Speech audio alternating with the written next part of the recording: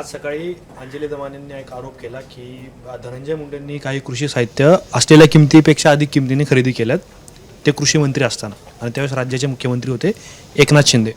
आणि ह्या गोष्टीची मुख्यमंत्र्यांना कल्पना होती का, याच्याबद्दल त्यांनी म्हणजे सूचक उत्तर दिलं.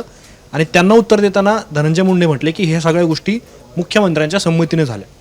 तर तुम्हाला आता हे आरोप जरी धनंजय मुंडे यांच्यावरती होत असले तरी सुद्धा उद्याच्याला भविष्यात या प्रकरणावरून एकनाथ शिंदेच्या त्या काळातल्या कार्यक्षमतेवरती सुद्धा प्रश्नचिन्ह उपस्थित होऊ शकतं. तुम्हाला काय वाटतं या कलगीतुऱ्याबद्दल? नाही, मला असं वाटतं की पालकमंत्री, आता मी सुद्धा मंत्री आहे आणि एका जिल्ह्याचा पालकमंत्री आहे. शेवटी जबाबदारी तुम्ही मुख्यमंत्र्यांवर टाकून चालणार नाही ना. तुम्ही पालकमंत्री आहात, पालकमंत्री हा सर्वस्व असतो त्या जिल्ह्याचा. त्याला काय मुख्यमंत्र्यांचे कुठल्याही एखाद्या कामाला किंवा एखादं तुम्हाला काही वस्तू विकत घ्यायची असेल किंवा त्याची निविदा प्रक्रिया करायची असेल तर मुख्यमंत्र्यांची अनुमती घ्यायची गरज नाही. शेवटी पालकमंत्री म्हणून ही जबाबदारी तुमचीच आहे. त्यामुळे तुम्ही याच्या त्याच्यावर ढकलून चालणार नाही. पण एक गोष्ट तेवढंच खरं आहे की सार्वभौम मुख्यमंत्री असतो, परंतु मुख्यमंत्री बघायला येत नाही की प्रत्येक जिल्ह्याचा पालकमंत्री काय काय किमतीमध्ये आणि काय काय दरामध्ये कुठल्या कुठल्या किमती घेतो. ठीक आहे, अंजली दमानी यांनी जर काही आरोप केले असेल तर त्या आरोप म्हणजे उत्तरं द्यायला धनंजय मुंडेसुद्धा सक्षम आहेत आणि शिंदेसाहेबसुद्धा सक्षम आहे. परंतु शहानिशासुद्धा होणं तेवढंच गरजेचं आहे. त्या म्हणाल्या म्हणून काही किमतीमध्ये त्या वस्तू घेतल्या असंही योग्य नाही. त्याची शहानिशा केली जाईल. पण असं आहे ना की आता हा आरोप संपणार नाही. याच्यापूर्वी संतोष देशमुख प्रकरणातल्या आरोपींशी त्यांचे संबंध असले, त्यांनी मान्य केलं, त्याच्यावर आरोप झाले. आता ते तुमच्या मंत्रिमंडळामध्ये तुमचे सहकारी मंत्री आहेत.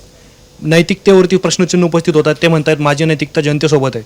तुम्हाला वाटतं का की नैतिकता म्हणून त्यांनी राजीनामा द्यायला हवा? कारण याच्यामुळं सरकारच्या हॉटसीटवरती देवेंद्र फडणवीस आहेत, मागे एकनाथ शिंदे आणि अजित पवार आहेत. या तिन्ही नेत्यांच्या पक्षाची किंवा त्यांची स्वतःची इमेज डॅमेज होते आणि तुम्हाला सुद्धा या गोष्टीचा आगामी पुढच्या निवडणुकामध्ये सामना करावा लागू शकतो. धनंजय मुंडेंना राजीनामा द्यायला पाहिजे की नाही? नैतिकता आणि लोकाग्रहस्थ ही दोन भूमिका ह्या वेगवेगळ्या आहेत. नैतिकतेला धरून राजीनामा देणं हे 100% तेवढंच खरं आहे, द्यायला हवं. माझ्यावर जरी असे काही आरोप झाले तर मी दुसऱ्या सेकंदाला राजीनामा देईल. परंतु लोकाग्रहास्तव जर राजीनामा देण्याची भूमिका कोणाची असते की मोर्चे निघाले, आंदोलनं झाली किंवा आरोप झाले, कुठलाही पुरावे नसताना, तर तो राजीनामा देणं योग्य नाही असं मला वाटतं. पण नैतिकतेवर राजीनामा देणं ही महाराष्ट्राची संस्कृती आहे, महाराष्ट्राची परंपरा आहे. तो मंत्री असू द्या किंवा मुख्यमंत्री असू द्या, त्यांनी राजीनामा द्यायलाच हवा.